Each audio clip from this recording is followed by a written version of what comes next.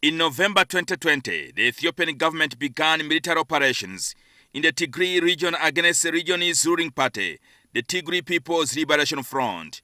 This conflict resulted into thousands of Ethiopians fleeing their country to seek refuges elsewhere.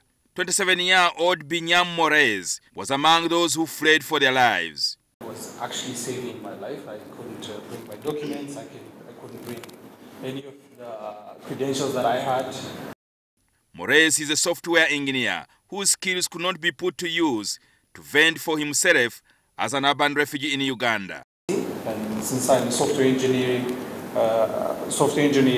graduate from Addis Ababa University, I started freelance works for company. Some of the refugees find themselves facing the law, and majority don't get access to justice. Somebody told me, for the Somali community, they have had cases in these courts, and their complaint is they have not won a single case in this country. And the question I was asking is, what's causing that? Why haven't they won a single case? And that's something. Is it language barrier? Is it prejudice? Is it discrimination?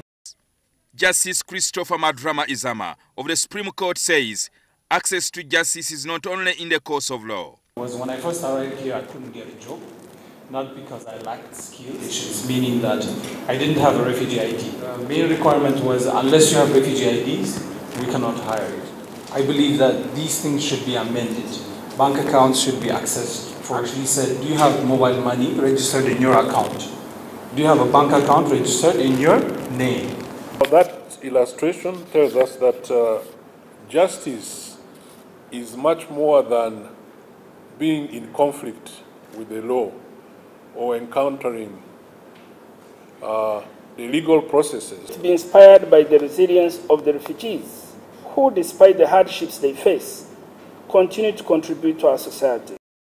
To help refugees with the challenges they are facing, the Judiciary is working with the International Rescue Committee and Rebuild, and has come up with the guidelines to empower judicial officers to understand refugee laws and policies to help them get access to justice.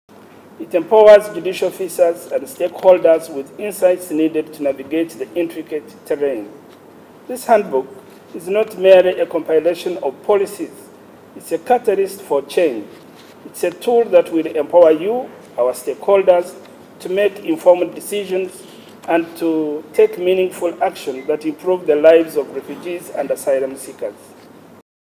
Justice Madrama says, despite being land people, judicial officers may not be conversant with the matters concerning refugees. Very few people meet it in practice, and even if they do, they are not aware of the specific legal framework which informs the rights of refugees and the kind of challenges they face. Jingo Francis, NTV. Lunch with